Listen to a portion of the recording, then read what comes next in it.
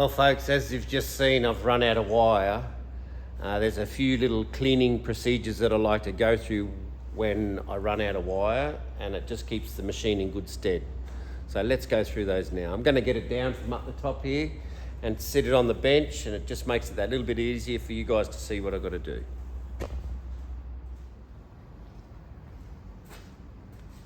Okay, so I've just run out of wire, and I figure this is probably a pretty good time to run through my welder. It's a beautiful welder, it's a Fronius. It's the best the money can buy. I've got to replace the wire spool in here. Very easy, little clamp just clamps on there and holds the wire spool in place. Alright, there's a few things I like to do each time it runs out of wire, and that is to pull apart the welder and clean out all the lines, blow them all out, blow all the excess dust inside here, keep it all clean. It just means the welder will last longer. It's a very expensive bit of equipment, and I like to look after it. And because I'm the only person that uses it, I'm responsible for my own stuff. So let's get into it. First, I'd like to remove the torch. To remove the torch, I've got a simple little clip here. That just pops out there. Now the torch can come out of the end over here. Alright, the torch will just pull out. Try not to wobble the camera. There's the torch, it comes out, and there's the wire that's run out the end there. Alright, so the torch is out. I've rolled that up nicely. Have a look in here. So it's got a little bit of dust on there. It has been sitting up there for maybe 3 months for that roll of wire that I run through it. All right. I will go through some of the settings and make this a play on Fronius welders. Little clamp holds the wire spool on. We'll get rid of that. Got a little bit of dust on the back.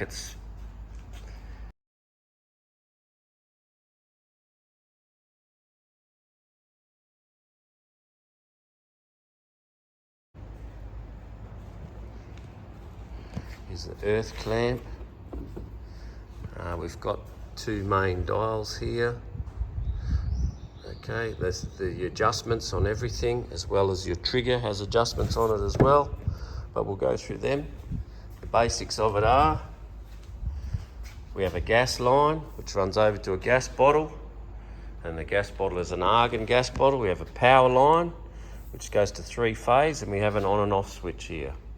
Okay, for today's episode, I'm going to switch it off and leave it off. It should run the fan for a couple of seconds. You never turn your welder off if the fan is running. So the fan wasn't running then until I just turned it off, and it runs for a couple of seconds. All right, so I'm going to get my air blower out. Sit you back over here for a sec.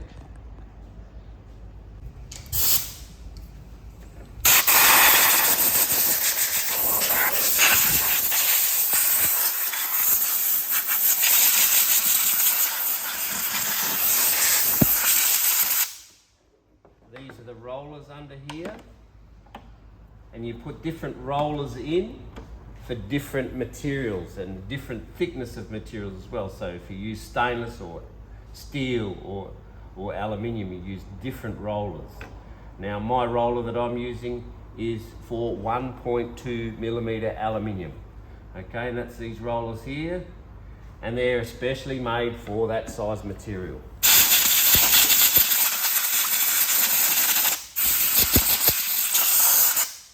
Now there's 4 rollers, so it pinches the aluminium wire with the front ones and then the back ones, and it feeds it through.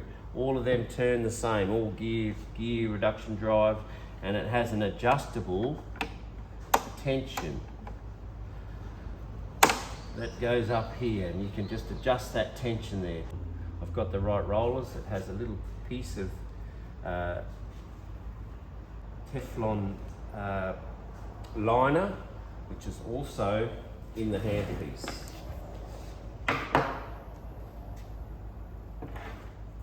blow the Teflon liner out as well.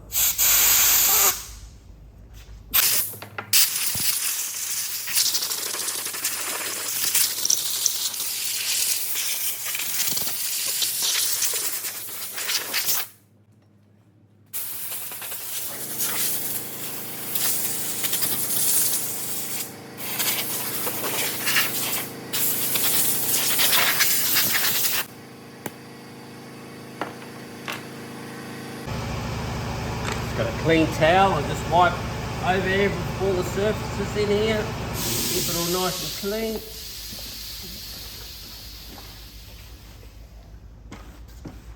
Anything that the blower didn't get off, I can lock with the towel. Because it sits up there, it's out of the way, it doesn't get any aluminium dust floating through it. So, but it does collect a bit of dust over time.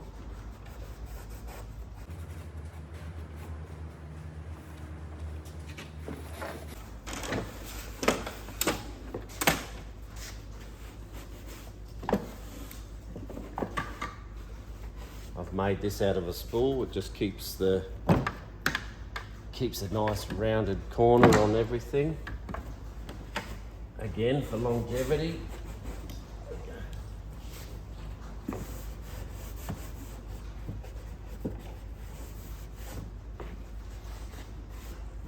Now, this welder is a great machine. It's a pulse MIG.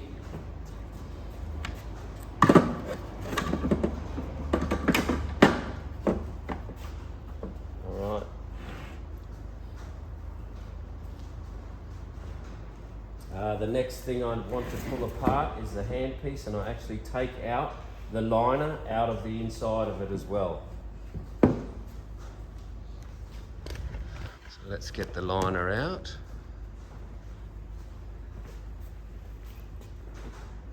Stretch this out.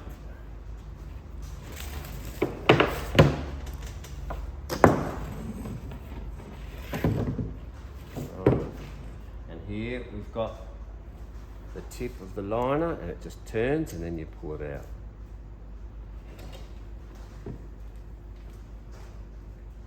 And over here we pull apart the handpiece as well.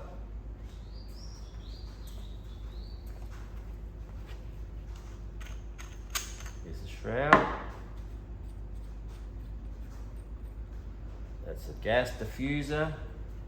We have a tip. Get the right tool for the tip.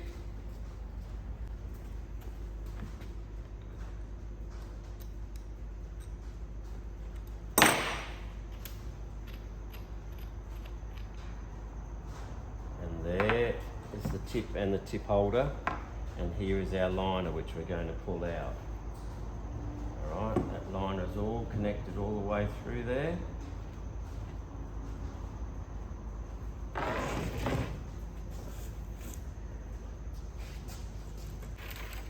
Okay, so we've got our liner out. And here's the leftover wire.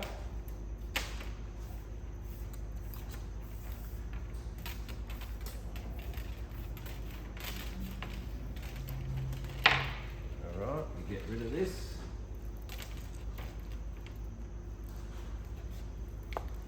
Scrap aluminium bin. Now I've got the liner out. I just visually check it, make sure everything is still tight on it. There's two parts to it. There's the copper part in here, which that unscrews. Okay. That just screws back inside there. I just unscrewed that then, do that up, and then we have the end of it. That unscrews as well.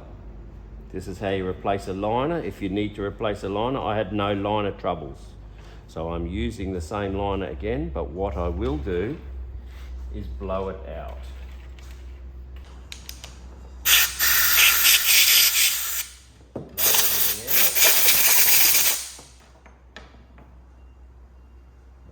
Diffuser.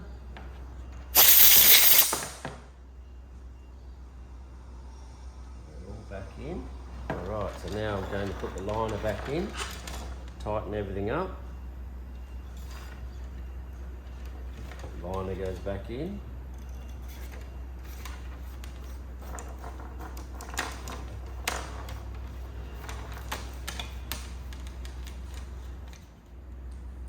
And when you get to the end,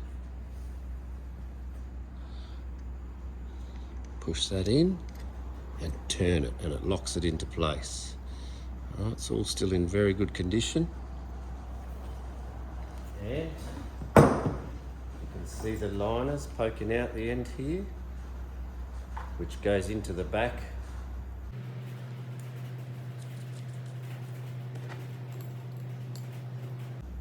Nip that up right.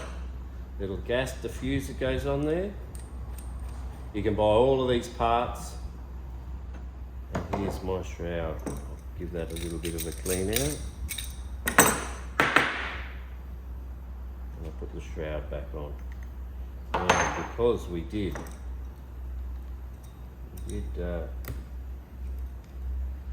run out of wire,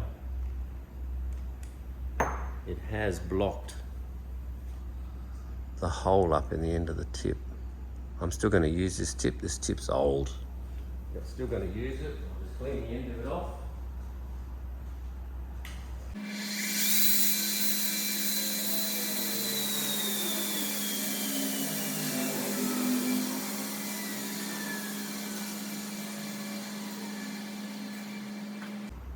Right, I've cleaned off the end of it. You can still see that it's blocked. Okay, what I've done is I've taken a little bit of wire, snip a bit off the end of it. All right, I'll just tap that through, and there it goes. And there is my hole again. Don't even need a tip cleaner to clean it or anything like that. Screw that back in. Just tighten that up a bit more. Screw that back in. Everything's in its place. Now we're going to go and put some new wire in here. So we lift this up.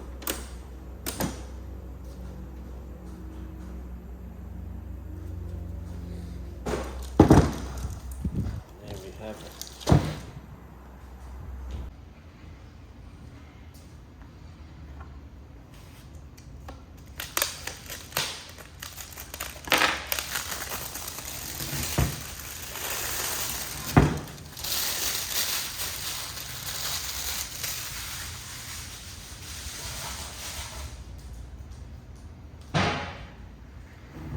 Now, it's got a little marker there, and the wire needs to spin this way, so we work out that it's spinning that way. And for me, let's cut the wire off. Don't let it go. Do not let it go. And also, I brought the file over because you have to file the edge of the wire every time you put a new wire in.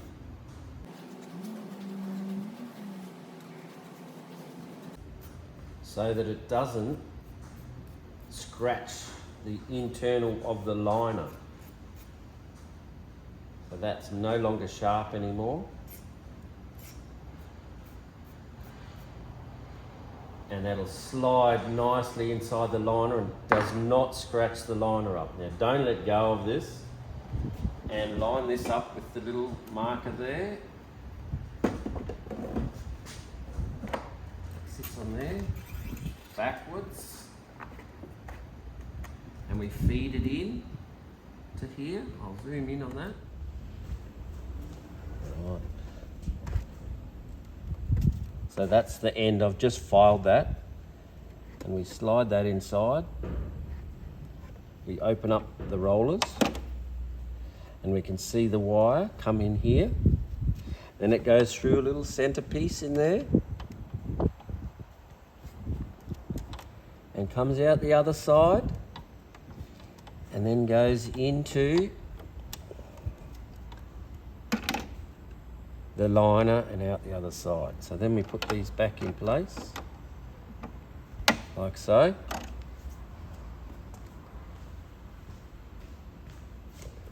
And here's the wire coming out the end, this one here. And now we're going to connect our handpiece back up.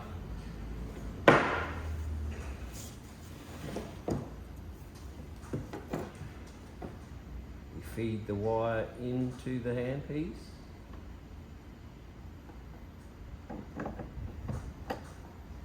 Rotate that round, push that all the way home, it's locked in place. Then we've got the little clip on the back.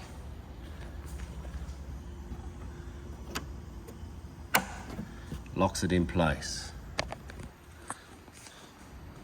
Now from here we turn the welder back on again.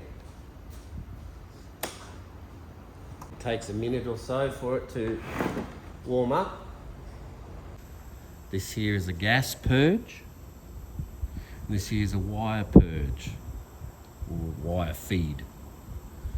Okay, there it is, we're ready to go. It's set on the S4T opposed to the 4T or the 2T. We're going to press the wire purge and hold it down, and it will start feeding the wire in. Feeds it into the rollers, rollers spinning, wire feeds inside, and it should come out the end here.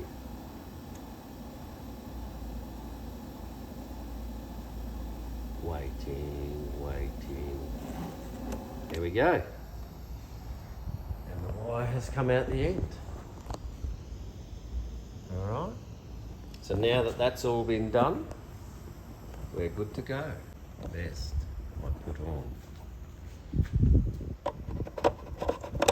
a little clamp to stop that coming off. Okay, it's got a clear glass window to see when you're running out of wire. Well, I clearly didn't see that, did I? Okay, now we're going to go through a couple of the settings on here. You can adjust the welding temperature from your trigger. It also, depending on where you set it. So these are the different settings. So I've actually got it set on metal thickness, and at the moment it is 3.5 millimeters metal thickness. That can be adjusted to 3 mil, 2 mil, even down to 0.9. And it will adjust all the parameters within the welder to weld 0.9 metal thickness. 2T setting or a 4T setting or a S4T setting, okay?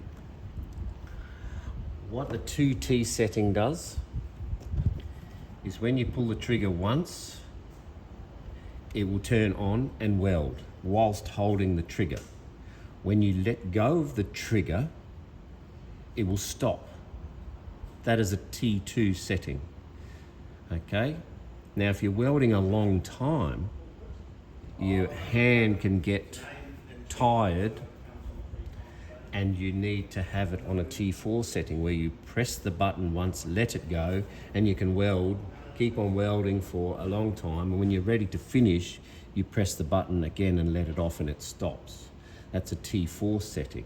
Well, I use the special T4 setting, which uses the T4 setup, but the special T4 setting is when you pull the trigger for the first time, it runs at 30% hotter to begin your weld.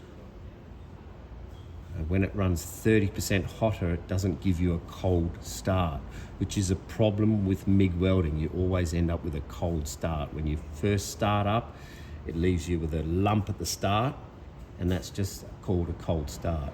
Well, using the T4 setting, you can adjust how much amperage comes on in your first initial contact start with the weld. I've got it set at 30%. So for example, if I was on 100 amps, when I first start, it will be 130 amps.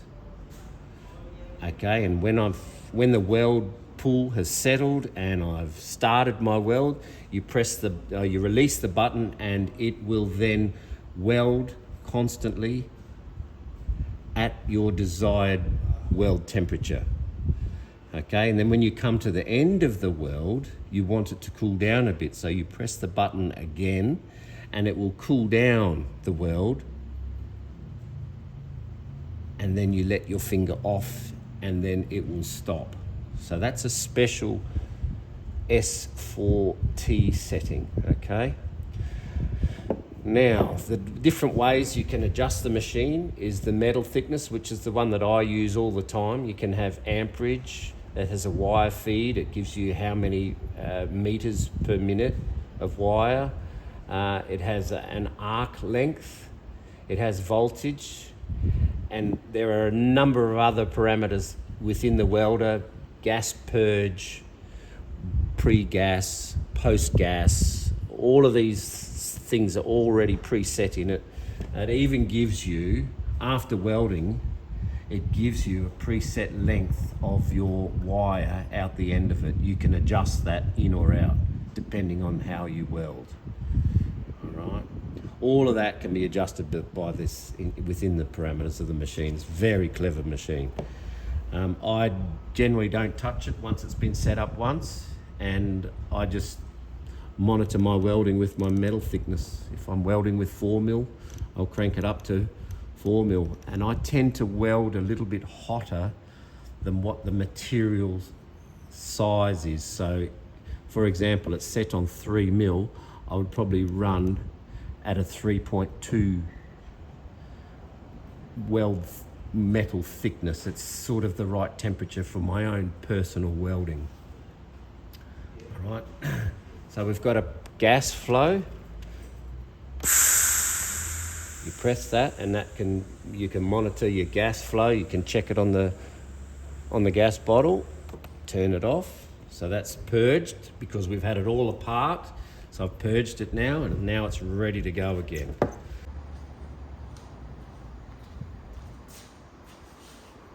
So again, anything you want to know about the machine, the welders, how they set up, please, in the comments, send me through some comments and I'll try to answer them as best I can. It is a fantastic welder. I'm actually looking at a new Fronius TIG at the moment. There again, the bee's knees of the welders again. We'll see how we go with that one. I'm going to hang this one back up, and thank you for watching. And if you've learned something out of this, please subscribe to me. There's plenty of tools of how to use them, different tools you may not have seen. I use them all the time. Enjoy them. And I'm doing all this for you guys. Thank you very much for watching. See you next time.